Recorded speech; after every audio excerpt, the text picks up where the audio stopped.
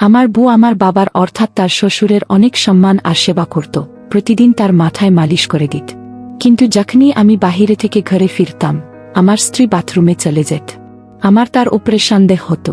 একদিন যখন আমি অফিস থেকে তাড়াতাড়ি ঘরে চলে এলাম, যেটা দেখলাম সেটা দেখে আমার পায়ের নিচে মাটি সরে গেল। আমার স্ত্রীর নাম ছিল সুরভি। আমি আমার স্ত্রী সুরভিকে ভীষণ ভালোবাসতাম। আমি তার সমস্ত ধ্বংস সহ্য করতাম, তার প্রত্যেকটা মনের ইচ্ছে পূরণ করতাম। কিন্তু সেদিন তাকে দেখে আমি অবাক হয়ে রইলাম। আমি বিশ্বাসই করতে পারছিলাম না যে আমার বউ সুরভি এতটা ভুল কি করে করতে পারে। সুরভি আমার বিয়ের রাতে আমাকে কথা দিয়েছিল যে সে আমার আর আমার পরিবারের সবসময় খেয়াল রাখবে। কিন্তু আমি কি করে বুঝবো যে সুরভি এরকম কিছু করবে? আমার আজও মনে আছে আমার বিয়ের সেই দিন, যখন সুরভিকে আমি নিজের ঘরে এনেছিলাম। সে আমার ঘরে লাল বিয়ের জামা কাপড় পরে বসেছিল। সুরভিকে এতটাই সুন্দর লাগছিল যে আমি বিশ্বাসই করতে পারছিলাম না যে সামনে বসে থাকা এত সুন্দর বউ আমার। এটা আমার সৌভাগ্য ছিল যে সুরভি আমার স্ত্রী। আমি আর সুরভি নিজের বিয়ের রাতে নিজের ঘরে বসেছিলাম। আমি আর সুরভি হাজারটা কথা দিয়েছিলাম একে অপরকে, আর তার সাথে জীবনটা শুরু করেছিলাম। আমি সুরভিকে কথা দিয়েছিলাম যে আমি তাকে সবসময় খুশি রাখব, আর সুরভিকে বললাম যে সেও যেন আমাকে অভিযোগের সুযোগ না দেয়। আমি আমার স্ত্রীর সাথে আমার জীবনের সমস্ত কথা শেয়ার করতাম। আমি সুরভিকে বললাম যে আমার মায়ের ছোটবেলাতেই স্বর্গবাস হয়েছে। আমার বাবা এই জন্য বিয়ে করেননি যে সৎ মা আসার ফলে আমার আর আমার বোনের জীবন যেন বরবাদ না হয়ে যায়। এই জন্য আমার বাবা পুরো জীবন একা কাটিয়ে দিয়েছেন। আমি সুরভিকে বুঝিয়ে দিয়েছিলাম এইবার আমার বাবার আর এই ঘরের খেয়াল তাকেই রাখতে হবে, কেননা আমার বোনের বিয়ে আমার বিয়ের সাথে সাথেই হয়ে গিয়েছে। আমার বিয়ের আগে আমার বাবার খেয়াল আমার বোনই রাখত।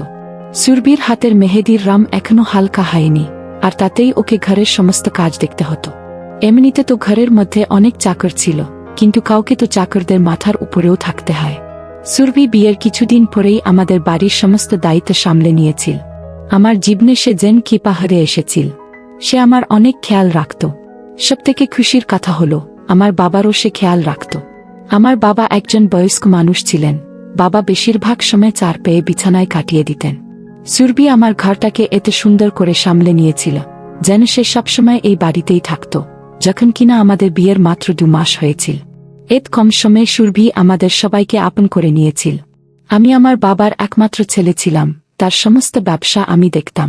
বিয়ের পর বেশি সময় বাড়িতে থাকতে পারিনি, কেননা সমস্ত কাজ আমারই দায়িত্বে ছিল। আমার কাজে আমার সঙ্গ দেওয়ার মতো কেউ ছিল না। বাবা অসুস্থতার কারণে কাজ থেকে ছুটি নিয়ে অনেক দিন আগেই বসে গিয়েছে। এই জন্য আমি বিয়ের পরে বেশিরভাগ সময় ঘরে থাকতে পারতাম না। বিয়ের পর সকালবেলা অফিস যেতাম আর বিকেল বেলা ঘরে আসতাম। আমি যখন অফিস থেকে ঘরে ফিরতাম, আমার স্ত্রী সুরভি তখনও আমার ঘরের কাজে আর বাবার সেবায় লেগে ব্যস্ত থাকত। আমার বাড়িতে চাকর বাকরের অভাব ছিল না, কিন্তু সে সবসময় বলতো বাবার ক্ষেত্রে কোনো ক্ষেত্রেই বোঝাপড়া করা উচিত না। যখন আমি এই জিনিসটা দেখতাম যে সুরভি আমার ঘরের এত ভালোভাবে খেয়াল রাখছে, তখন আমি ভাবতাম যে আমি কত সৌভাগ্য যে আমি এত সুন্দর, বুদ্ধিমতী আর এত খেয়াল রাখা একজন স্ত্রী পেয়েছি। কেননা আমাদের বংশে আমি আমার চাচাতো ভাইয়ের বুকে তার বরের সাথে আলাদা করে ঘর বসাতে দেখেছি, আর তারা তাদের বাবাকেও একা ছেড়ে দিয়েছে। কিন্তু সুরভি তো আমাদের ঘর পরিবারকে জুড়ে রেখেছিল। আমার বোন যখনই শ্বশুর বাড়িতে আসত, সুরভি আমার বোনের ততটাই খেয়াল রাখত যতটা আমার আর বাবা রাখত।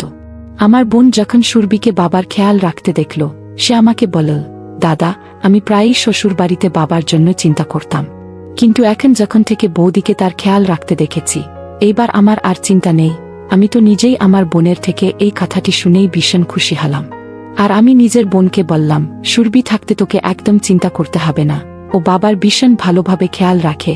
আমিও সুরভির ভীষণ খেয়াল রাখতাম, আর কোনো জিনিসের আমি কখনো অভাব হতে দেইনি।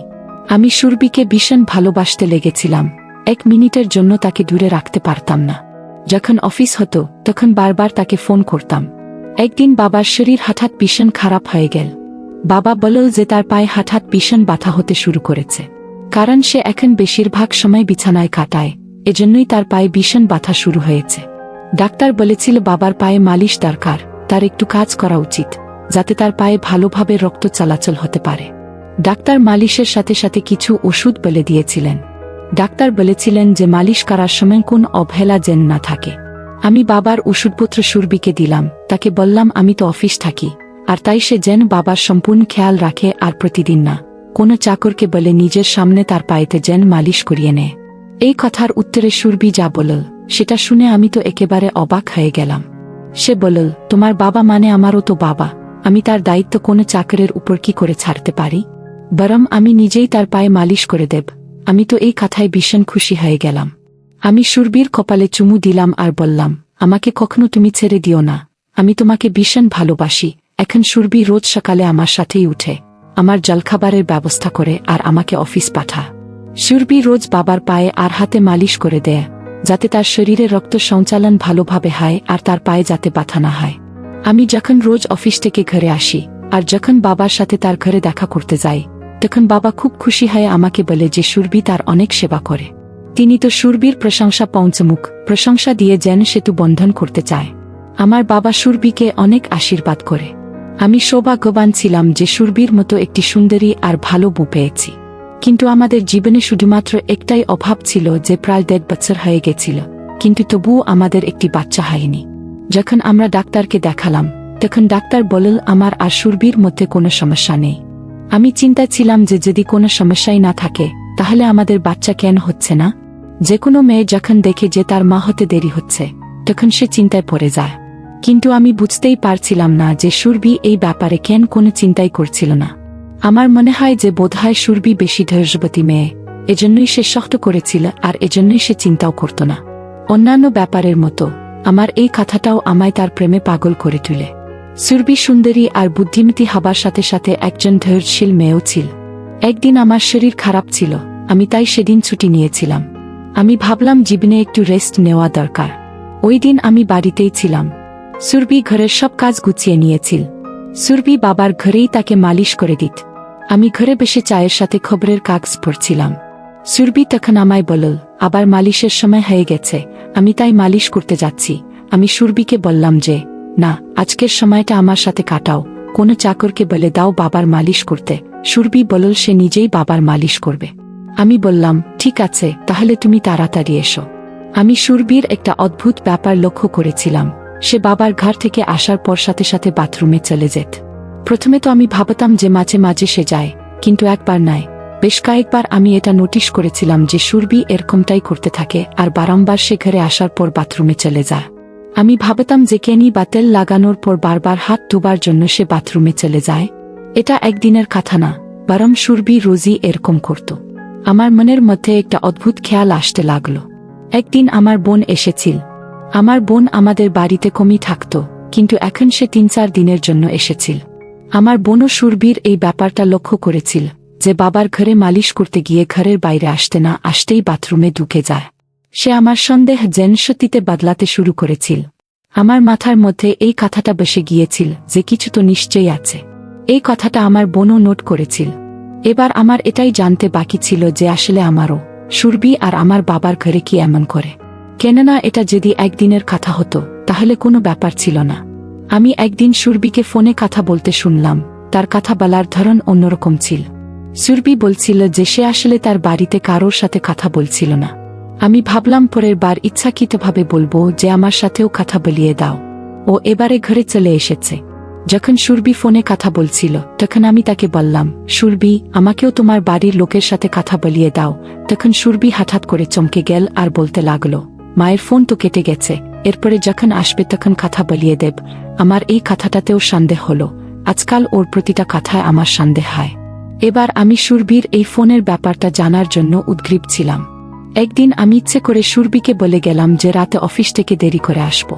কিন্তু এটা আমার আগে থেকেই ভাবনা চিন্তা করার প্ল্যান ছিল, যাতে আমি কিছুটা আগে আসতে পারি, যাতে সুরভি জানতে না পারে আমি ঘরে এসে গেছি। আর আমি লুকিয়ে দেখব যে সুরভি বাবার ঘরে আসলে কি করে। আমি সুরভিকে বললাম আমি অফিস থেকে দেরি করে আসব, কিন্তু আমি সময়ের আগেই অফিস থেকে ঘরে চলে আসি। আমি আমার শোবার ঘরে গিয়ে দেখলাম সেখানে সুরভি ছিল না। আমি বুঝে গিয়েছিলাম সুরভি বাবার ঘরেই হবে। পা টিপে টিপে বাবার ঘরের দিকে গেলাম। আমি বুঝতে পারছিলাম না যে আমি ঠিক করছি নাকি ভুল। আমি আমার মনের ভেতর থেকে সন্দেহ বের করতে চাইছিলাম। আমার বাবা এত বছর বিয়ে ছাড়াই ছিল, তাই আমার সন্দেহ যে আমার স্ত্রী আমার বাবার সাথে। যখন আমি লুকিয়ে বাবার ঘরে দেখতে লাগলাম, আমি যেটা দেখলাম সেটা দেখে আমি অবাক হয়ে দাঁড়িয়ে রইলাম। আমি অবাক ছিলাম যে যেমন আমি ভেবেছিলাম তেমন তো নয়। আমি লজ্জিত ছিলাম যে নিজের স্ত্রীকে কি ভেবে ফেলেছিলাম, আর আমি নিজের বাবাকেও সন্দেহ করলাম। আমি দেখলাম সুরভি তো বাবার মাথায় মালিশ করছিল, আর এমন কিছুই নাই যা আমি ভেবেছিলাম। আমি এটা ভাবার আগে আমার একবার বোঝা উচিত ছিল যে সুরভি একজন বিবাহিত মহিলা, আর সে ঘরের কাজকর্ম করায় ব্যস্ত থাকে। আমি যতটা খুশি ছিলাম এই জন্য যে আমার সন্দেহ ভুল বেরিয়েছে, ওটাই আমার নিজের উপর আফসোস ছিল। আমি নিজের বাবা আর নিজের স্ত্রীর উপর কি করে সন্দেহ করতে পারি? আমি নিজের চিন্তার জন্য লজ্জিত হয়ে যখন নিজের ঘরে বসেছিলাম, তখনই সুরভি ঘরে চলে আসলো। সুরভি আমাকে জিজ্ঞাসা করল, তুমি চলে এসেছ?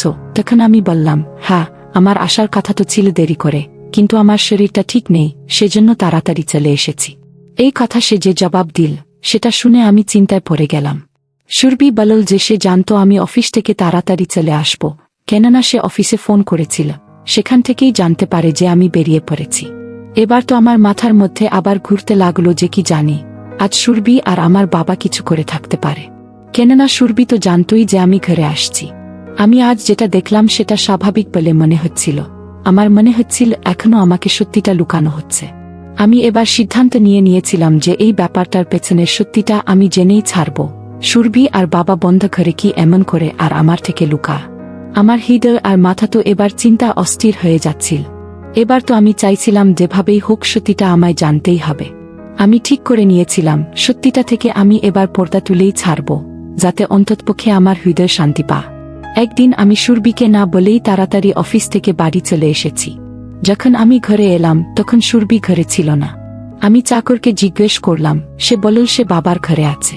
আর আমি এই সুযোগটারই অপেক্ষা করছিলাম, সুরভি যখনই মালিশের জন্য বাবার কাছে যাবে, আমিও দেখব যে সত্যিকারের কি হয় সেখানে। আমি নিজের বাবার ঘরের দিকে পা বাড়ালাম। আমি বাবার ঘরের দিকে যাচ্ছিলাম এটা ভেবে যে আমার মাথায় যে সন্দেহ আছে সেটা সত্যি না হয়ে যা। আমি বাবার ঘরের দিকে গেলাম। আমি যা দেখলাম সেটা দেখে আমার পায়ের তলা থেকে মাটি সরে গেল। আমি ভাবতেও পারিনি যে সুরভি এমন করতে পারে। যে মেয়েটাকে আমি এত ভালোবাসতাম, যার মাথায় নিজের ভালোবাসার মুকুট পরালাম, সে আমাকে এভাবে ধোঁকা দিল। আমার এমন মনে হচ্ছিল যেন আমি আর দাঁড়িয়ে থাকার শক্তি পাচ্ছি না। আমি দেখলাম বাবার ঘরে সুরভি আর একটা ছেলে দাঁড়িয়েছিল, আর সুরভি আমার বাবাকে দিয়ে কোনো কাগজে সাইন করাচ্ছিল। আমি তো এখানে নিজের সন্দেহ দূর করতে এসেছিলাম, কিন্তু এখানে এসে তো আমি চিন্তার মধ্যে পড়ে গেলাম। আমি তো বুঝতেই পারছিলাম না যে হচ্ছেটা কি। সুরভি কি করছে, আর তার পাশে দাঁড়িয়ে থাকা ছেলেটাকে?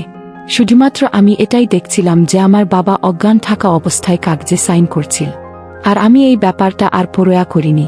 শুধুমাত্র ভাতে এইটুকু ছিল যে এমন কিছু না ঘটে যার জন্য আমাকে ওর থেকে দূরে যেতে হয়। কারণ আমি ওকে ভীষণ ভালোবাসি, আমি ওর থেকে দূরে যেতে চাইতাম না।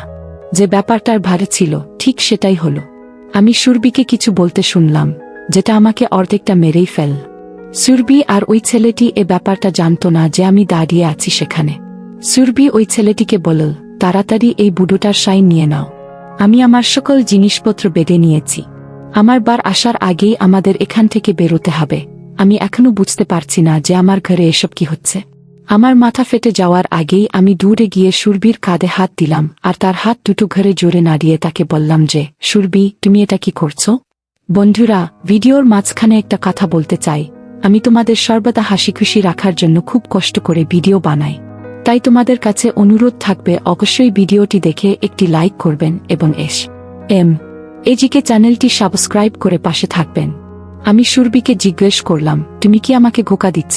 সুরভি অদ্ভুতভাবে তাকিয়ে আমায় জিজ্ঞেস করল, অফিস থেকে তুমি এত তাড়াতাড়ি কি করে চলে এলে?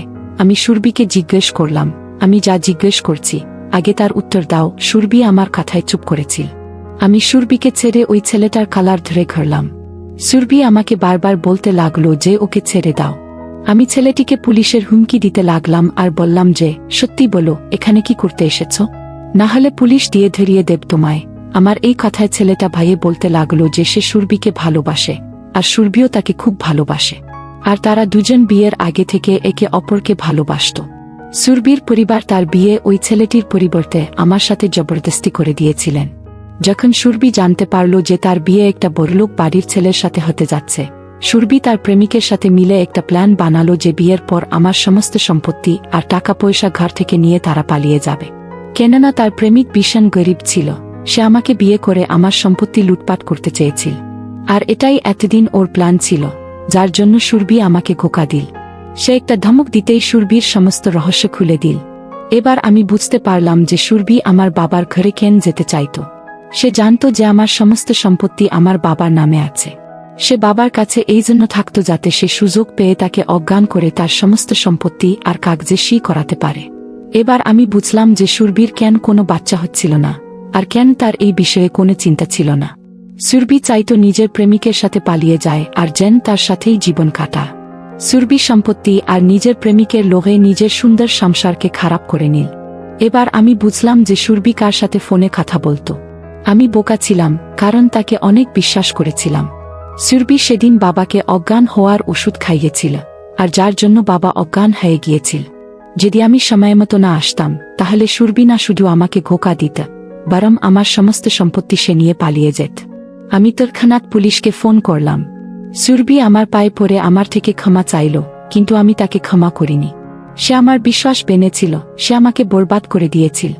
আমি সুরভিকে হৃদয় থেকে ভালোবেসেছিলাম, আর সে একটা দুদিনের ছেলের জন্য আমাকে ঠকালো। ওই সামান্য ছেলেটার জন্য, যাকে কিনা একটুখানি ধুমকি দিতেই সে সুরভির সমস্ত রহস্য খুলে দিল। এখন হয়তো সুরভি বুঝতে পেরেছে যে সে অন্যায় করেছে, কিন্তু এখন কি লাভ? এখন একদম সময় চলে গেছে।